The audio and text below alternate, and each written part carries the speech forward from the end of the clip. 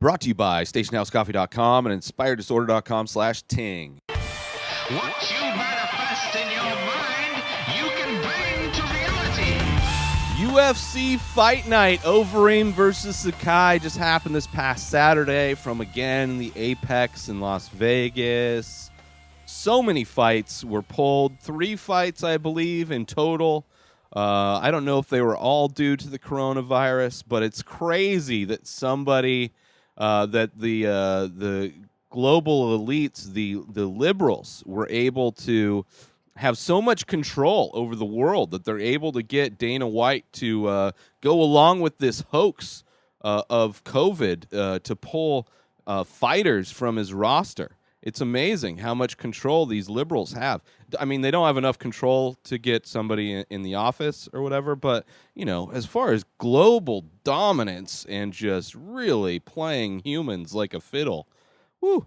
Yeah, so anyway, 3 fights pulled. Overeem versus Sakai, great main event, 5-round main event.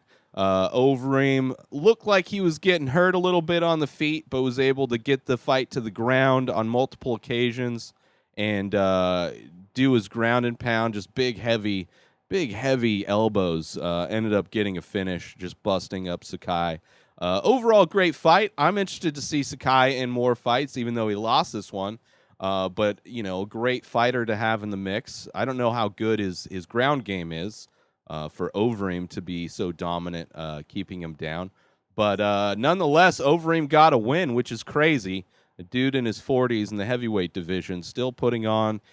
First off, passing USADA regulations.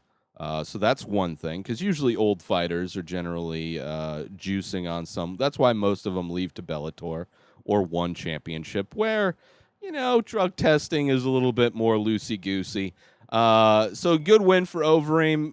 Great to see him win at such an old age or advanced age. Is that a more polite way to say it?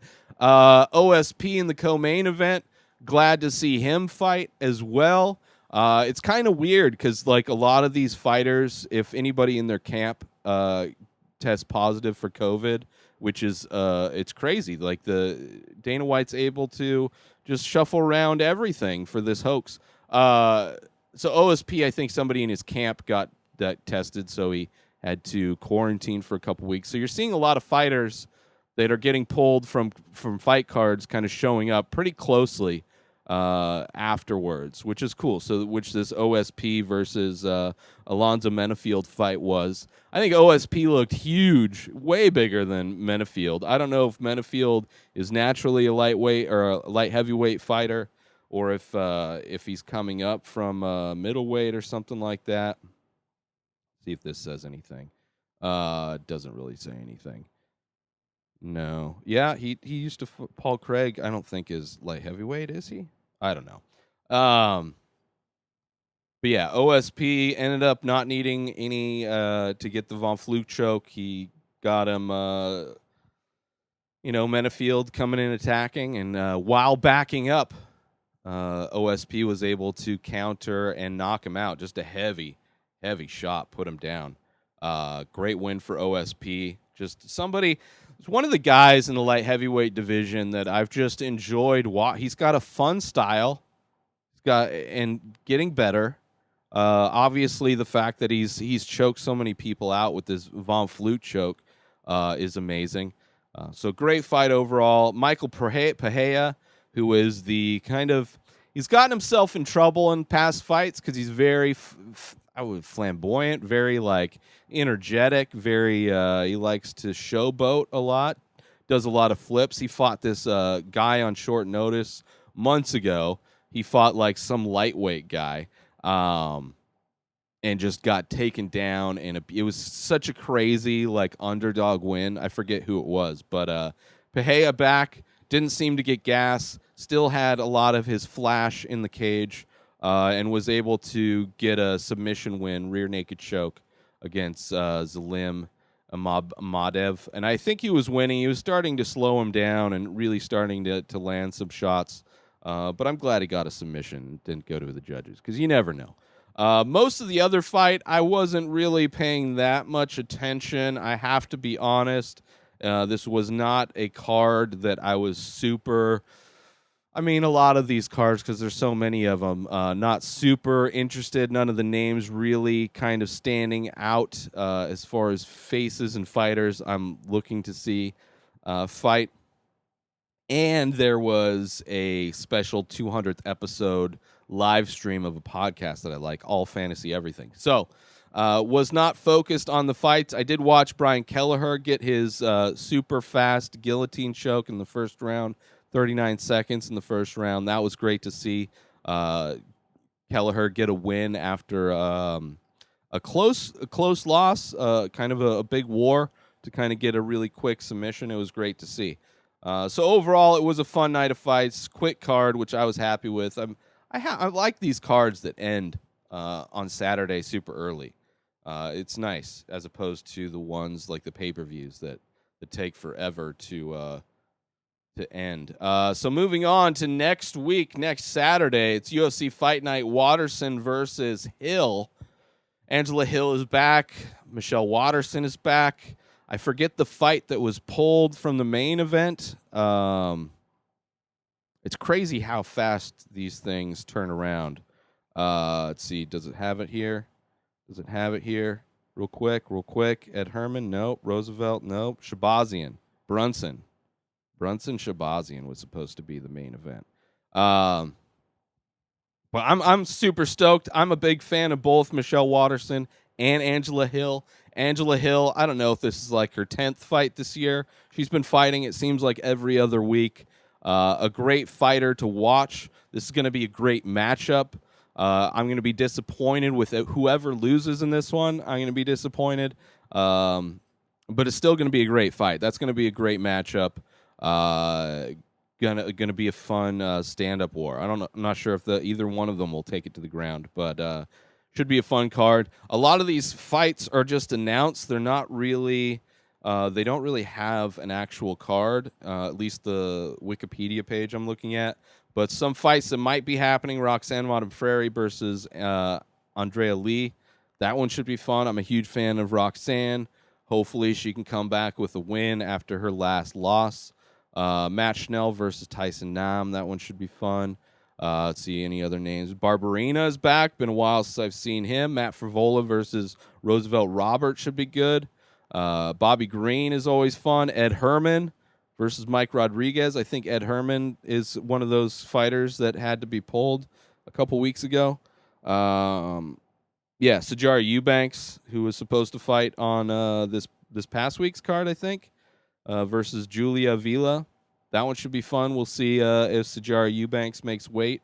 Although bantamweight, I think, is the weight class up. So maybe we'll see if she looks small for that weight class, I guess. We looking forward to that fight card. As always, you never know.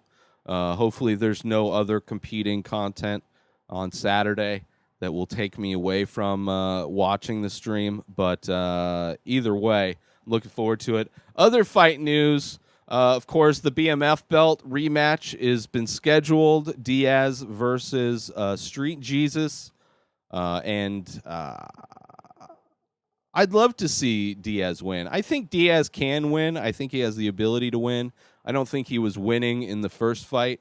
But I think that I think it's just hard because it's hard to know where Diaz is at just because that family is very... Like, he can come off a vacation and get a win, but then sometimes it's a very specific fight style that kind of requires their opponent to get tired. And I don't know if Street Jesus gets tired unless he had like maybe an injury during training and he wasn't able to get his cardio up. But he's one of those fighters that doesn't really get gas or at least show it. So we'll see. Hopefully a cut doesn't end this one. Hopefully it's we get to see the fight play out in total. Be interesting to see also if Diaz does win, if he does get the BMF belt. But either way, I'm excited for that fight whenever that's scheduled to happen. And then, of course, in the heavyweight division, now that John Jones has vacated the light heavyweight, there's a big kind of mix in the top of the division there. Stipe getting his win. I'd love to see. I'd really love to see, if I were going to play matchmaker, I want to see Stipe versus John Jones. I want to see Ngannou versus Brock Lesnar, because, of course, Brock Lesnar, free agency's up with the fake sports entertainment company that shall not be named. And I think that would be Ngannou versus Brock would be that would be a classic striker versus grappler match. And I would just love to see Ngannou knock out Brock. I just would love to see it. And it'll be good to see how Ngannou does against a powerful guy who's got a wrestling background. But I don't know if Brock will come back. I don't think he should be fighting for a belt right off the bat. I didn't think he should have been fighting for a belt right off the bat when they were trying to match him up with DC after John Jones was trying to get that fight initially. I wouldn't mind seeing John Jones fight Brock Lesnar either. If they're going to do Stipe versus Ngannou, that would probably be my second matchup. But either way, the heavyweight division has all of a sudden become extremely exciting. So we'll see what happens with that whole thing. Make sure you support our sponsors by following Station House Coffee on Instagram and going to stationhousecoffee.com and order yourself some amazing premium coffee, small batch, single origin coffee brewed in Vermont, shipped directly to you. Go to stationhousecoffee.com, support small business, and get yourself some high-quality, amazing coffee today. Also, get $25 in credit when you sign up for your new cell phone service over at Ting. Go through my link, inspireddisorder.com/Ting. That's Ting, for the best coverage coast to coast, same low rates, now with 3 of the most powerful networks supporting them. Ting is amazing. You only pay for what you use. My cell phone bill has been less than $15 because I turn the data off because I'm home all the time. So go get yourself $25 in credit when you sign up for Ting using my link, inspireddisorder.com/Ting. New episodes of The Ray Taylor Show come out every single day. Subscribe on IGTV, YouTube, and everywhere else podcasts are found. Binge the full week ad-free over at patreon.com/inspireddisorder. Buy Ray Taylor Show merch over at inspireddisorder.com. And follow the show on Instagram at Ray Taylor Show. Have a wonderful day, everybody. Peace out!